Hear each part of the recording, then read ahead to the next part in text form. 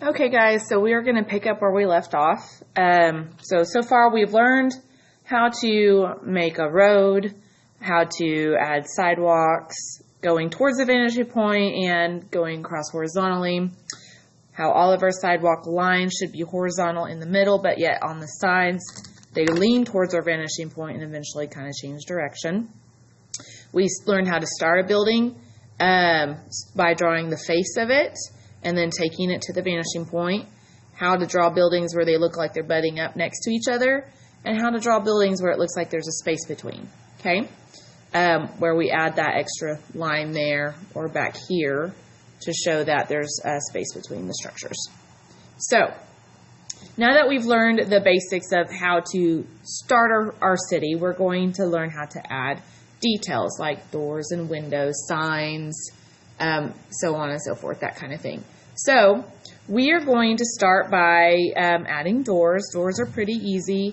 So we're going to probably want the doors to face us on at least maybe these four, and then maybe on this one and this one, it's facing the street since they're butting up side by side there. And then there's not really...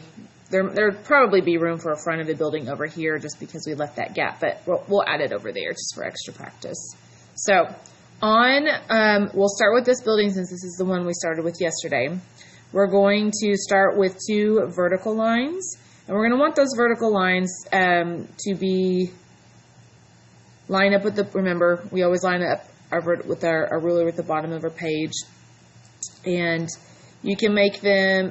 You don't want to make them too tall. You want to make it look realistically tall. Now they could be oversized doors or double doors. I think I'm going to make this one with double doors. Okay. So again, got my ruler lined up at the bottom of my page. I'm going to draw my vertical line. Okay. So now I'm going to add a horizontal line to connect it at the top. Now a good rule of thumb is if you're ever not sure how your door window should be drawn is if you are drawing a window or door on the side of the building that is horizontal, squared off, nothing's going to the vanishing point. The same rule is going to apply to your window or door, okay, or sign, whatever. If you add anything to the side of the building where it leads to the vanishing point, the window and doors are also going to lead, or signs, it's also going to lead to that vanishing point. So just keep that in mind as you're working on your own when we start our project. So that's how we do our door. If I want to make it a double door, I'm going to zoom in a little bit. The really best way to do that is because that double door is going to be split right down the middle. So anytime we want to do that, or even if we wanted to add an arch, I'll show you how to do that too on the same one. You're going to need to find the center of your square. And the way we do that in perspective, whether it's on the front of the building or on the side of the building, you're going to start by adding 2, and these lines are going to be erased. We're going to add a light line or double line, creating an X in the middle. So this tells me where the middle of my doorway is. So I'm going to then use that X, and I'm going to make a vertical line, and I'm going to keep this line. Okay, that's where my door splits. So that's where I'm going to have my door open. Okay. So now, say I want, and you don't have to do this, but say you want to give your doors on your road here some variety. And most doors are just squared off like this, but maybe we want to give it an arch. A good way to do that, we've already we figured out where our center is. And you can do this on a rectangular one too. You would just follow the same steps. So say if I just had a single door here, you would make an X to find the center of it so that we could find the center of our arch. So this one's we've already done that. We've already know where the center of it's going to be. But I want to extend this line up just a little bit so that my arch is perfectly centered in reference to this door. Okay, now I'm going to probably erase that line too unless I make it a decorative feature. So when we're doing an arch, we're going to kind of have to freehand our curve. Okay, So you could make it how some windows or some doors, fancy doors, might have like a decorative stained glass window. You could kind of decorate that if you wanted to. But that's how you would make an arch. Whether it's a window or a door, you would follow the same steps. So maybe you want to make this building a bank or a fancy hotel. And because those places to me seem like places that would have such type of doors. Okay. All right. So that's how you would make an archway. Let me go back out. So what if we made, we wanted one of our buildings to have bricks? Before you would do that, let's say I'm going to go ahead and add windows and doors or a sign to this one, just so that I'm not having to do extra erasing on my bricks later. So I'm going to go ahead and start with a door. Where I want it to start. I'm going to do another, I kind of like big doors. So I'm going to do another big door.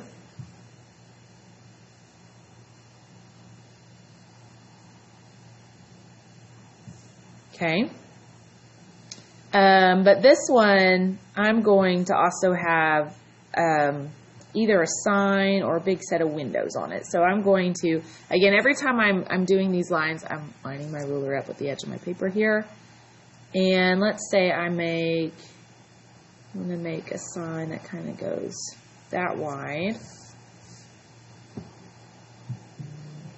And my phone is going off in the middle of my lesson, which is fantastic.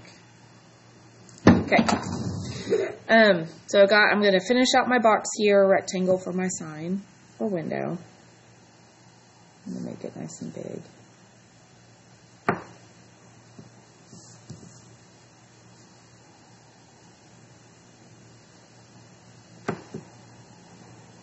Okay. So I probably would want this to be centered, and you could do that. If you wanted to center everything and find the center, you could do that. Just again, scoot this all over and make it nice and centered. But for the sake of time, I'm not going to mess with that. So we'll go over wording for signs later. You could draw a picture or something, or if you wanted this to be a window, you could do kind of lines like that to make it look reflective. In this kind of sense, when you're doing details and things like that, you don't, since it's not part of the original structure, you don't have to worry about it being super straight lines or going to your vanishing point, because it's like light reflecting, and light can reflect in many ways. So if we're going to do bricks, what we would want to do is we would want to, it takes a little extra step, but I think it's well worth it. We would want to maybe measure out along the corner here an even spacing, okay? So I'm going to take my ruler, and I'm going to say, I'm going to start with every 1/4 of an inch. Now I feel like I'm going to probably half that, because for building this size, those would be ginormous bricks. But I'll probably just keep it like that so that you can see it work a little bit better. If I go too small, it's going to be hard for you to see. So I have this along this corner, and the reason I chose this corner is because it's the same corner that shares a front side of the building and a side that angles back. So I only need to measure it one time. Okay, so if I'm going to be doing horizontal lines, let me break it down really fast on how to just do a basic set of bricks. So when you do your bricks, you have your horizontal lines, and then you have these vertical lines that skip every other row. Okay. So you really want to establish your horizontal lines first, and then you'll go back and you'll do these vertical lines that skip every other one. So I'm going to go and I'm going to line my ruler up with my vanishing point and my corner, and I'm going to take these back. Now make sure you guys are following along. I want to know that you guys know how to do this, so that when I let you start your own city on your own, if you want to do bricks, you know how. Now, yes, this is going to seem like they're slanting up really odd. I think my ruler moved on me on that one. There we that's not acceptable. I'm going to try that again.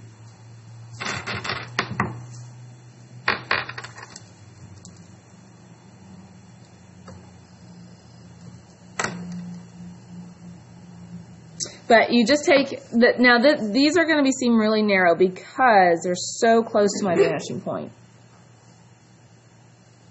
And the angle is angled up quite a bit.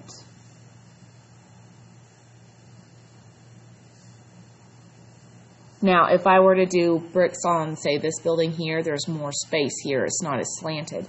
So that might have been a better choice for me to do bricks on. But the steps are the same. I'm going to take these all back to the vanishing point.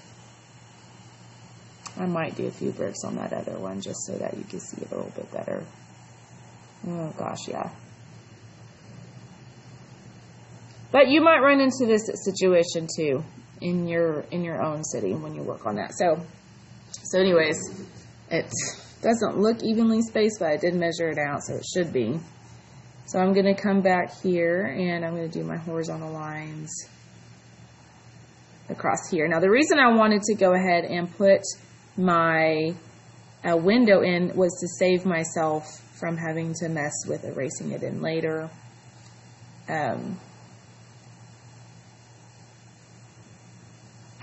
I could just skip over. Now every time I do these bricks, every time I do the horizontal lines, every time I do the lines that go to the vanishing point, every time I do my vertical lines to divide my bricks up, I'm always going to make sure my ruler is lined up the way it needs to be. Super important that you do that.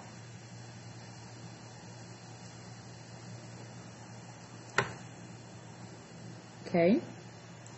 So again, it's one of those things that it might take a little extra time, but it looks really good when you do. And that's part of art, guys, is taking that extra time to make it better.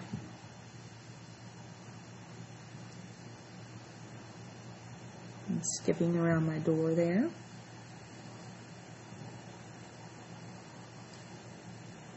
Okay. So now I'm going to do my vertical lines. So again, I could go over and I could space these out too, nice and even, which is not really a bad idea. So that way my spacing is consistent throughout. So I'm going to measure along this top side every 1/4 inch. Okay. So now this is where you got to pay attention, and also where a clear ruler really comes in handy. So I'm going to line my ruler up at the bottom of my page. I've got my mark here, and then I'm going to just do a vertical line every other row. Okay. I'm going to scoot it over, line it up with the next notch. I'm going to skip this one, do this one.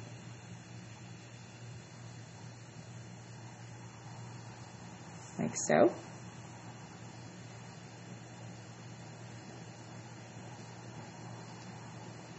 I'll do that one. I skip over the window. So I had one here, so I won't do one here, but I'll do one here. Okay. I'm going to skip that one. No, I'm going to still line my ruler up. I'm just not going to do one here. I'm going to do one here. Y'all see how that works? Okay, I'm going to finish this out, give you time to kind of do what I'm doing.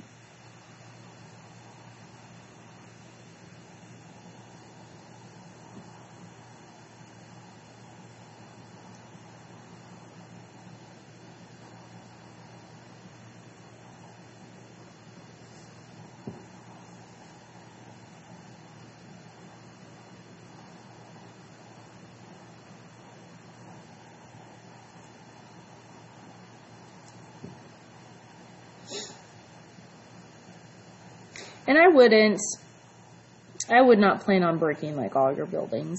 That would be a lot, because you're trying to do like a downtown kind of cityscape. So I would pick a few buildings, maybe ones that are more like this, where you've got a bit more side to work with, that those would probably be a little bit better for you to put bricks on. But take your time. Don't get ahead of yourself. Pay attention to what you're doing, because it's really easy, just like any pattern, it's really easy to accidentally put a line in the wrong spot and then your whole look is messed up. So just pay attention to what you're doing. I just did that one.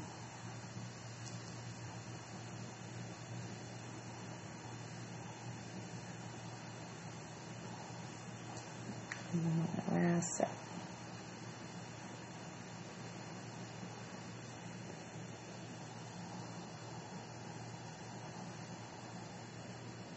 Okay, so I would do the same thing over here. It's just going to be really hard to see this because this side's so narrow. So I'll probably just do, let's see, I'll just do a row to kind of show you. But you still do vertical lines here. A common mistake is that people will kind of do slanted lines on those, or even they'll just freehand these and it looks really sloppy. You really need to do those with rulers. I'll do a few rows of brick on this one, just so that you can see what it would look like on a space that's not so narrow. I'm not going to even do it all the way down. I'll just do a few rows down.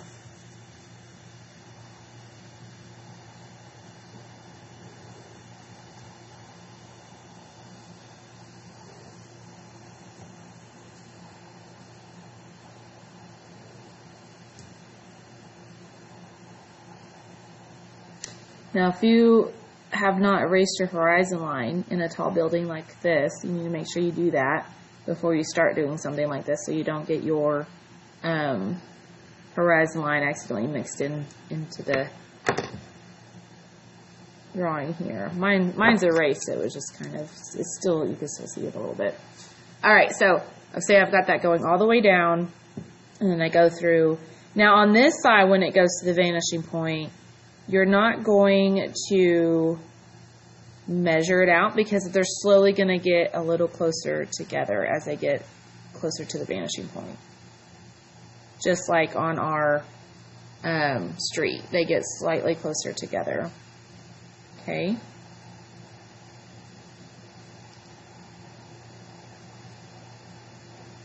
But I'm still doing vertical lines every time. Don't do common mistake. People do this.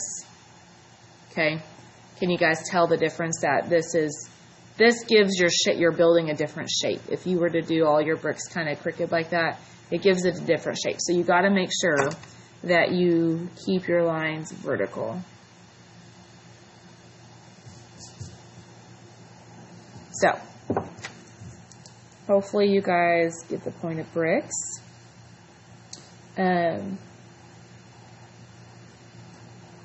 Closer together. Paying attention to the spacing. Okay, so that's how it should look over here. But again, if your building that you're wanting to do bricks on is sitting really close to that vanishing point towards the middle, it's gonna be harder to do. So you might just save them for a building like that. Okay, so if you're doing windows, signs, you're going to kind of set them all up the same. However, if you're going to add, let's say, some wording to it, then we've got a window there. So I'm going to do another sign on, say, I think I'm going to make this a hotel.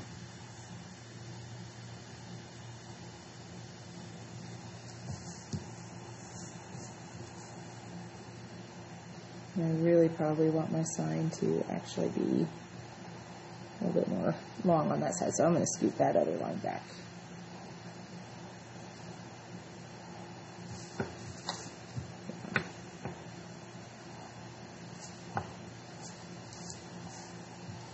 So if we're doing words, on the front of a building, your words are going to be pretty well just straightforward. Say, so You know, do try to make them nice and pretty though. Any letter that you can do with a ruler, do with a ruler. Okay. It'll give it that craftsmanship that's a lot better. And you might, kind of like how I tell you guys on other assignments we've done, you might print it out first if you're going to make it really fancy. I'll just stylize this.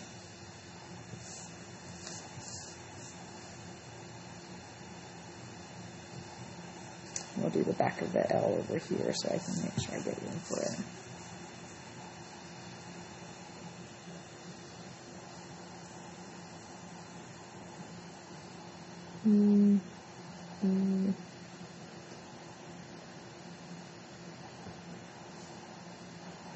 Okay.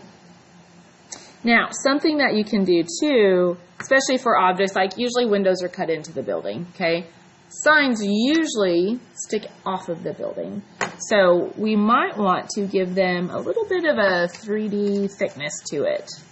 And those are pretty easy. You're basically going to follow the same steps we did for our building, only the difference is that it's going to be a lot skinnier, just enough to make it look like it's got some thickness to it. So this sign is below my eye level. So I've got my box here just like I had the front of my building. I'm going to take just a little short line to the vanishing point in that corner. And then I'm going to do the same thing.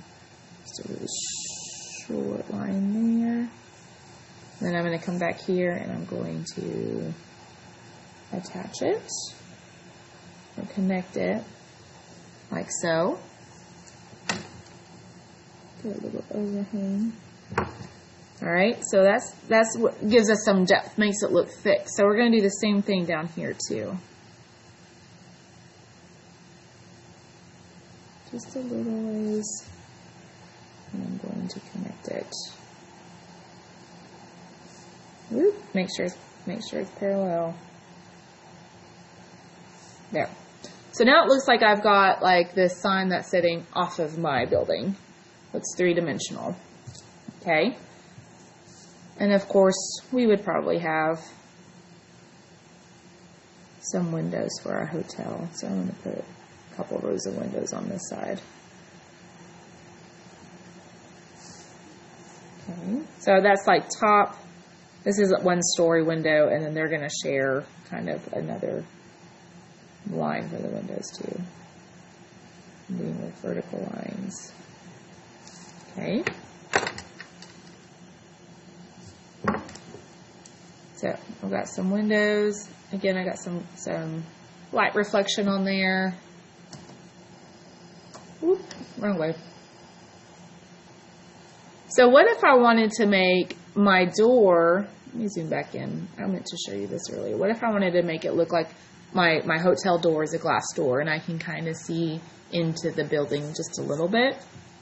So I would take, since this is on the right side of my picture, I'm going to take the right corner here and I'm going to line it up with my vanishing point. And I'm going to just do this line that looks like it's going into the lobby. Does that make sense? Now they're glass doors, so like say this would be the wall and this is the floor. Does that make sense? Like there's like a little hallway or something. You can make it look like it's going in that way. You could do the same thing here to whatever, maybe this is a pizza shop or coffee shop, I don't know. So if not, I probably do need to add, so this is another double door. Find my center. It's my vertical line. Okay. So some other things that you can add to your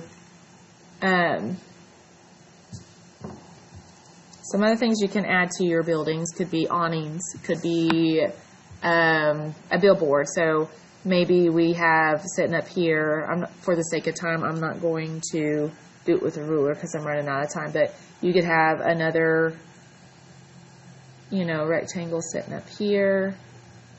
and then it goes to the vanishing point. You kind of see the top of that.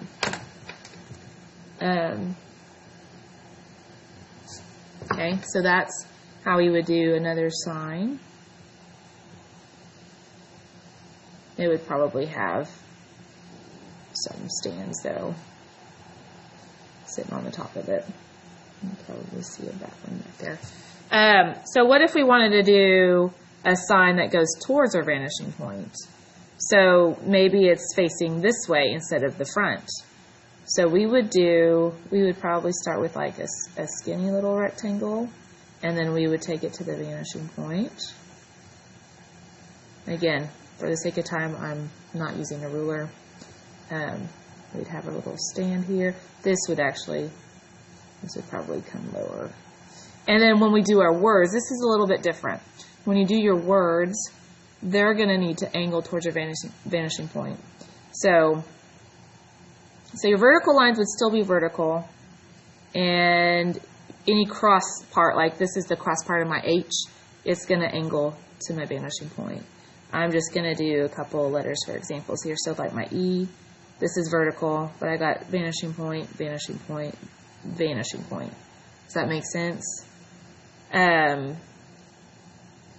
So that's kind of, I'm trying to think of another letter that, an S, curves, you would still, like O's, it'd be more oval. Your curves, just as long as they're kind of lined up towards that vanishing point, you should be okay. So that's how you would do a billboard facing, or a sign, wherever it is, a sign lined up to your vanishing point. Okay, and you don't have to do words on a sign. You could do a picture. Maybe it's like a Coca-Cola bottle, or a slice of pizza. So your job is to practice this. Maybe try a few things that I didn't show you to see if you know how to do it. Maybe you want a crosswalk here.